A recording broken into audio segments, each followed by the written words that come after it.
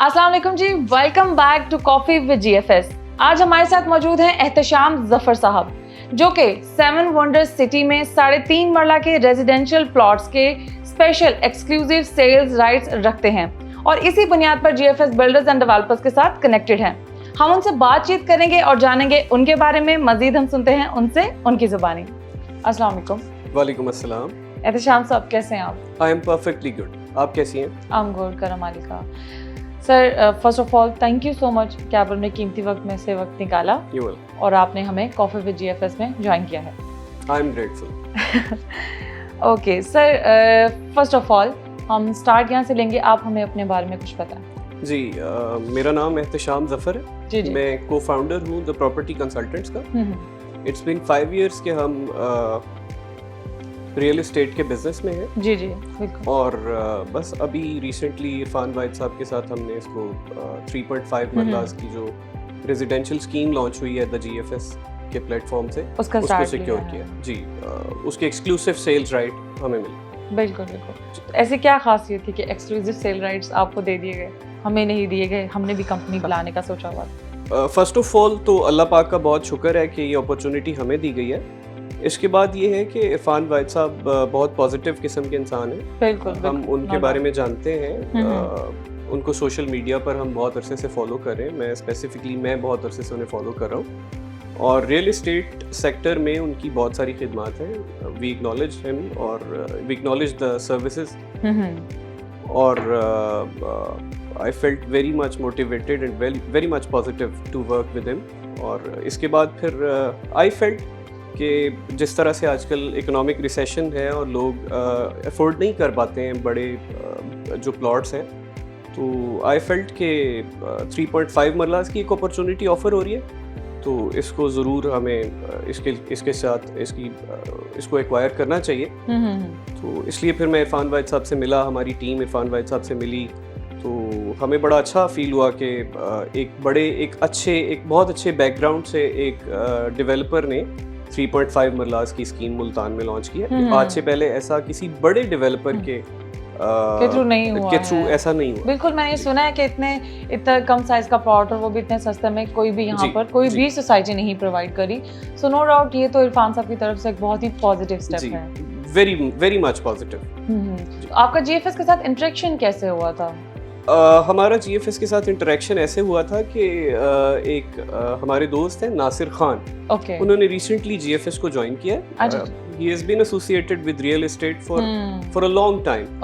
और उन्होंने अभी रिसेंटली जीएफएस को ज्वाइन किया। इरफान वाहिद साहब ने शायद उनसे डिस्कस किया होगा कि यहाँ पर 3.5 मरलास की स्कीम आ रही है और आप हमारी किसी के साथ निगोशिएट करवा दें। ठीक है, ये जो राइट्स वाली बात है। तो नासिर साहब ने हमें इन्फॉर्म किया, मेरे जो बाकी पार्टनर्स हैं हम सब ने मिलकर इसको डिस्कस किया। ठीक है। और हम आके इरफान वाहिद साहब से मिले और inspired you? Yes, a lot. क्या पॉजिटिविटी है इरफान साहब के मतलब पर्सनालिटी में? इरफान साहब की पर्सनालिटी में जो सबसे ज़्यादा पॉजिटिव एस्पेक्ट मैंने देखा है, he is very down to earth और ही इज वेरी पैशनेट और वो he is a quick decision maker, जो सबसे ज्यादा yes very important in the business sector. आपको क्विक डिसीजन मेकिंग जो है वो आनी चाहिए। बिल्कुल। और through the negotiation phase Irfan साहब ने बहुत जल्दी हमें, he was very clear about the things. या वो कह देते थे कि ऐसा हो सकता है या वो कह देते थे कि ऐसा नहीं हो सकता। फिर हम this inspired me a lot.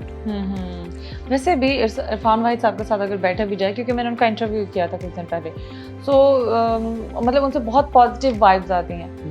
उनके बात करने का अंदाज, उनका हर जवाब, इवन दो कि वो अगर कोई आइडिया दे रहे हो तो इतने पैशनेट हो गए कि जैसे अभी भी जाएंगे और उस पर खुद ही जाके काम करना शुरू कर देंगे। और ऐसा ही फील हुआ, हमें भी ऐसा ही फील हुआ कि जैसे ये सारा जो डेवलपमेंट का फेज है और ये जो 7 वंडर्स का उनका विजन है, ये ऐसे ट्रांसफॉर्म होके बिल्कुल हमारे सामने within a few months आ जाएगा। और इंशाल्लाह he is very much focused और मैंने देखा है, इंशाल्लाह उनको इस तरह से देखा है मैंने, इंशाल्लाह उनका वीएन जो है ये बहुत जल्दी ट्रांसफॉर्म होकर मुल्तान की आवाम के लिए सामने आएगा इंशाल्लाह। सेल्स पार्टनर्स को गाड़ियाँ भी गिफ्ट की जा रही हैं और ये कंटेनर्स भी दिए गए, इस पर आप क्या कहेंगे? आपको ये इरफान वाहिद साहब की तरफ से कैसा स्टेप लगता है?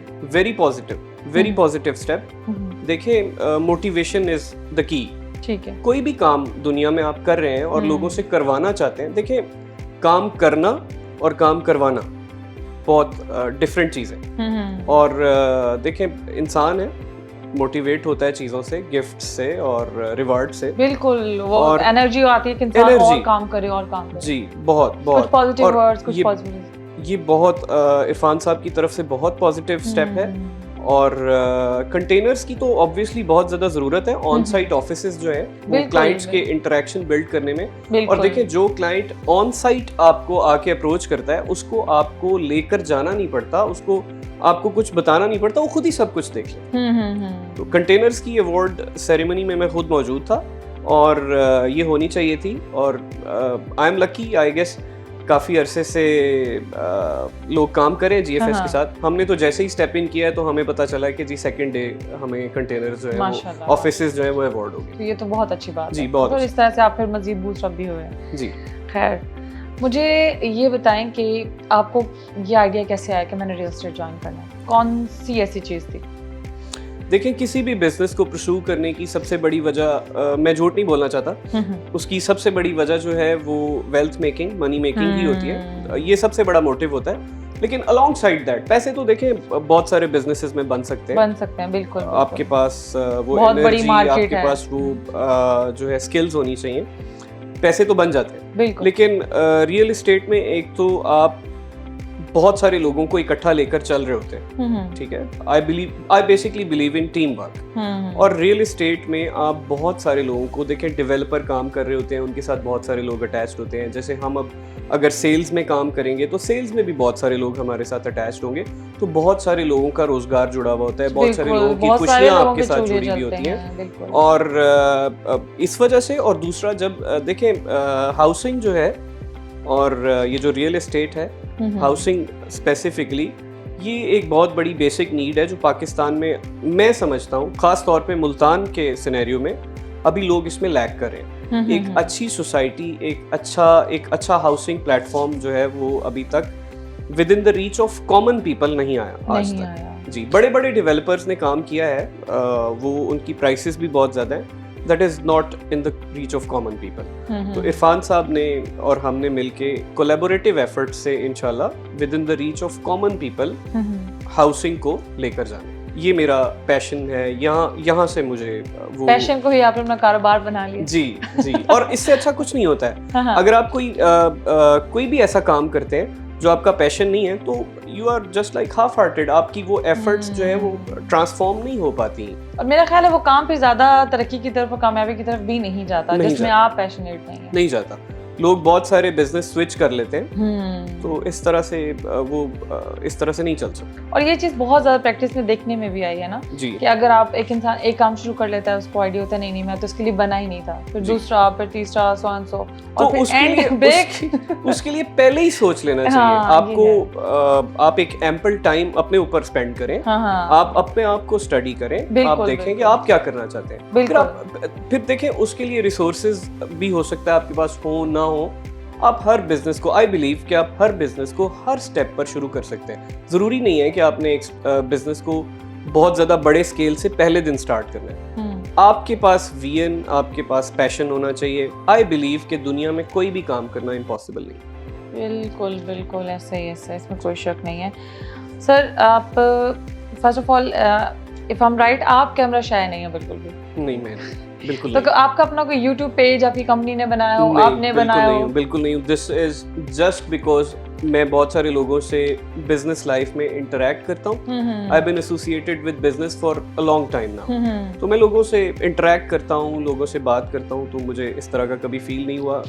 Shyness, why to be shy, मुझे नहीं समझ आती ये बात।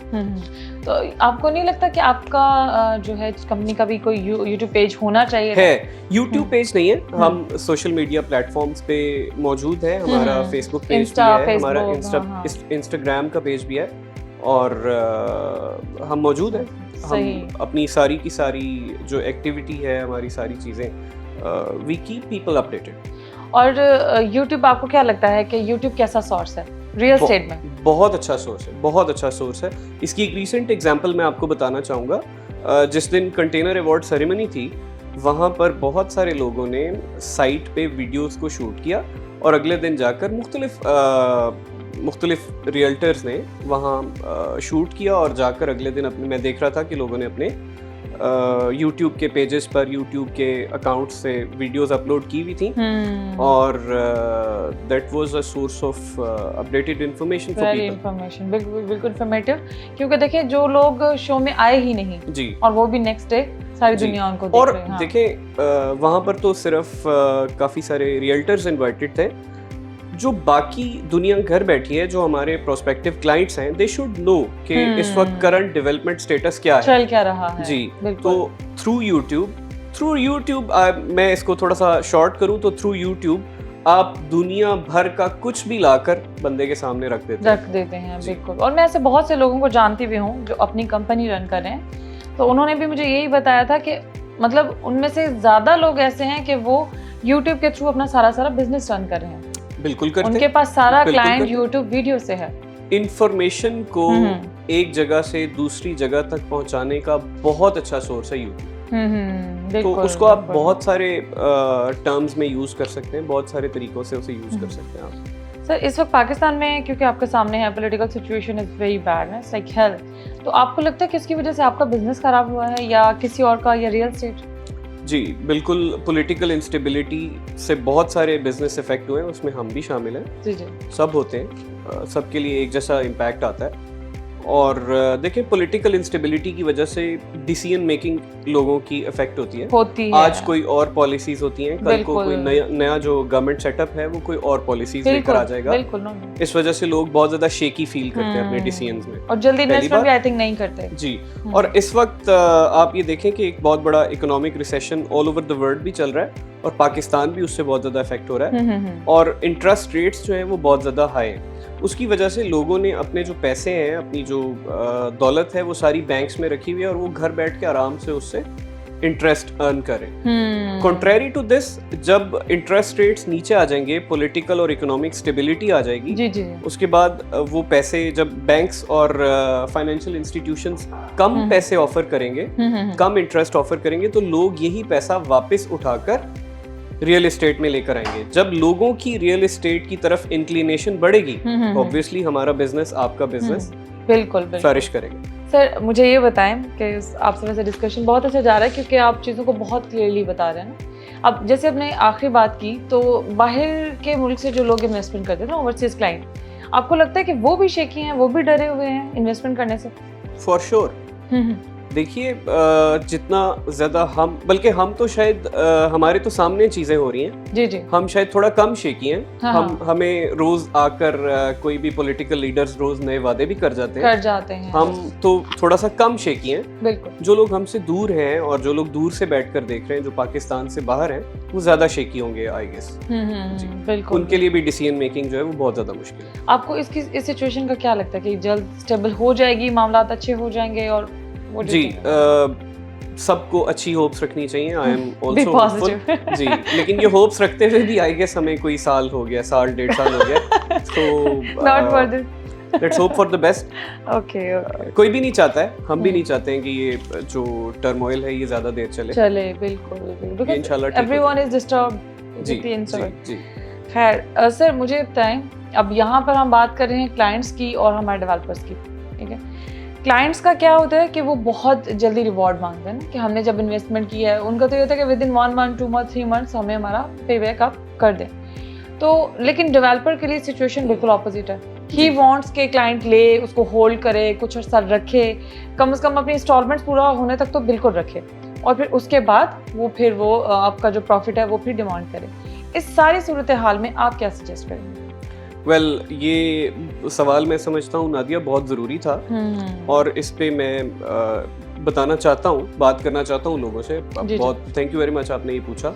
देखिए, दोनों एंड से लोगों को समझना चाहिए, डेवलपर्स को भी समझना चाहिए लोगों की एक्सपेक्टेशंस को, और लोगों को भी समझना चाहिए डेवलपर्स का जो एक स्केड्यूल है वो कोई ऐसा नहीं हो सकता कि आज हम अनाउंस करें प्रोजेक्ट, कोई भी डेवलपर अनाउंस करे और कल वो डिलीवर कर दे। इसमें ये है कि देखें, लोग तो Pakistan, we need to educate them, we need to tell them कि जैसे आप बाकी बहुत सारे वेंचर्स में इन्वेस्ट करते हैं, इस तरह से रियल एस्टेट उससे थोड़ा सा डिफरेंट है। रियल एस्टेट के जो गेन्स हैं ये सस्टेनेबल हैं, ठीक है। शॉर्ट टर्म प्रॉफिट मेकिंग और long term profit making, long term investment जो है, ये दो डिफरेंट चीज़ें, ठीक है। एक तो लोगों को ये बात समझनी चाहिए। देखिए, रियल एस्टेट में आपके, और ख़ास तौर पर जब से ये इंस्टॉलमेंट्स वाले जो स्कीम्स हमारे पास आई है, ये तो लोगों को पहले दिन से, कभी भी रियल्टर्स को झूठ नहीं बोलना चाहिए, हम जैसे लोगों को झूठ नहीं बोलना चाहिए। मैं अपने सारे जो कम्युनिटी है जिनके साथ हम काम करते हैं, this is a very common practice, to be very honest. जी जी। लोग ख्वाब दिखा लेते हैं, फिर वो लेकिन ट्रांसफॉर्म नहीं हो पाते रियलिटी में। तो मैं ये समझता हूँ कि ना तो लोगों को ज़्यादा ख्वाब दिखाने चाहिए। अब जैसे GFS के सिनेरियो में हम देखते हैं, तो GFS लोगों के सामने यहाँ पर लॉन्च हुआ है, लोगों के सामने यहाँ पर काम हो रहा है, एक अच्छी पेस, मैं समझता हूँ एक अच्छी पेस से काम जारी है। जी जी। और इसी पेस से इंशाल्लाह अगर ये चलता रहता है तो लोगों को अच्छे गेन्स भी मिलेंगे और सारे मामलात इंशाल्लाह बहुत अच्छे चलेंगे। डेवलपर के एंड से बहुत सारे डेवलपर्स ऐसे भी होते हैं मार्केट में जो लोगों के, मैं कहना चाहूँगा, लोगों की जिंदगियों के साथ खेल जाते हैं। बहुत हार्ड अर्न मनी होती है और बहुत सारे डेवलपर्स जो हैं वो एक ही वक्त में 5-5, 6-6, 8-8 प्रोजेक्ट्स जो हैं वो स्टार्ट कर लेते हैं और वो फिर उसको कंप्लीट नहीं कर पाते, डिलीवर नहीं कर पाते। लेकिन अगेन फ्रॉम इरफान वाहिद हमें अश्योर कराया गया है, वो he was very positive about it. वो कह रहे थे कि we believe in seeing is believing. तो उन्होंने कहा कि मैंने उनसे एक क्वेश्चन पूछा तो मुझे कहते कि ये आप कल मेरे साथ चले और वहाँ जाकर खुद देख लें। और वो ठीक है, वो मैंने मेन बुलेवार्ड के बारे में पूछा था। अच्छा। उसकी डेवलपमेंट जारी है, तो ही was very positive about that. और वो मैंने देखा कि वाकई वहाँ पर काम चल रहा था। रियल्टर्स को भी समझना चाहिए और हम लोगों को जो हमारी ऑडियंस है, जो टारगेट है हमारा, उन लोगों को भी समझना चाहिए। रियल्टर्स को डेवलपमेंट थोड़ी सी एक्सपीडाइट करनी चाहिए और with in the time frame जो एक रोड मैप उन्होंने लोगों के सामने एक दफ़ा रख दिया है, वो उनको भी पूरा करना, उस पर पूरा उतरना चाहिए और लोगों को भी थोड़ा सा सब्र से काम लेना चाहिए। यानी कि आप कह रहे हैं कि क्लाइंट्स और डेवलपर्स म्यूचुअल अंडरस्टैंडिंग्स पर चलें, कमिटमेंट्स पर चलें। देखिए, बिजनेस कमिटमेंट्स का नाम है। अगर आप एक काम नहीं कर सकते, ठीक है, एक गिवन टाइम फ्रेम के अंदर, तो आप उसको अनाउंस ना करें उस तरह से, ठीक है। और अगर आप एक दफा अनाउंस कर देते हैं तो आप अपनी पूरी एनर्जीज लगा दें उसको with in the time frame, with in the timeline deliver कर दें, ठीक है। या कमिट मत करें तो या फिर this is the key to success in real estate, कि या बात करें मत, और अगर कर दिए तो फिर उसको पूरा करें। देखिए, कुछ कोई भी ऐसा काम नहीं है जो पॉसिबल नहीं है। आपसे कोई अगर ऐसा कुछ अनाउंस हो भी जाता है जो कि आपको लगता है कि वो within the time frame नहीं पूरा हो रहा, तो आप उसके ऊपर अपनी ज़्यादा तवज्जो देना शुरू कर दें। लेकिन जो लोगों से एक बार कमिट कर दिया, अपनी पूरी कोशिश करनी चाहिए। हमें भी, सबको, डेवलपर्स को, रियल्टर्स को, लोगों को। अच्छा, अब लोग भी तो देखें, इंस्टॉलमेंट्स जो है वो टाइम पर नहीं देते, बिल्कुल, बहुत सारे लोग नहीं देते, हैंड से भी चीजें हैं। अब लोगों को ये समझने की ज़रूरत है कि जो इंस्टॉलमेंट्स उनसे आ रही होती हैं वही डेवलपर्स के लिए सोर्स ऑफ डेवलपमेंट और सोर्स ऑफ फंड्स होती हैं। बिल्कुल, नो डाउट। तो लोग अगर टाइमली उसको देते रहेंगे, पे करते रहेंगे, तो डेवलपर्स भी एक अच्छी पेस से काम करते रहेंगे। यानी कि all in all, you just want to say कि वो क्लाइंट्स जो हैं वो टाइमली इंस्टॉलमेंट पे करें और डेवलपर्स जो हैं कमिटमेंट के अकॉर्डिंग चलें। सही है। नो डाउट, आपने बहुत अच्छा मशवरा दिया है, लेकिन अगर इसको इम्प्लीमेंट किया जाए होना चाहिए। बिल्कुल। आप मुझे ये बताएं कि आप टीम वर्क को कैसे देखते हैं, क्योंकि आप एक कंपनी रन कर रहे हैं, ठीक है, आप सेल्स परचेज का काम कर रहे हैं, उस पर कर रहे हैं, सोशल मीडिया देख रहे होंगे, ऑब्वियसली क्लाइंट्स के साथ मीटिंग्स हैं, मीटअप्स हैं, तो एक बंदा इतनी सारी चीज़ें तो नहीं कर सकता। कोई भी बिजनेस में कोई भी इंसान इस दुनिया में जी अकेला कुछ भी नहीं कर सकता। We all need to understand this. बहुत सारे लोग ये सोचते हैं कि सब कुछ मैं खुद कर लूँ, तो हर काम हर बंदे के लिए नहीं बना है। नहीं बना है। इसी तरह से अब आप देखें, आप अपने इस सेटअप को ही देख लें। जी जी जी। इसमें भी इरफान वाहिद साहब अगर एक डिसीजन करते हैं तो वो लोगों के थ्रू से इम्प्लीमेंट कराते हैं। I also believe in team work. तो मैंने तो अपने ऑफिस को रिस्ट्रक्चर किया। अभी आई am also learning, everybody is learning.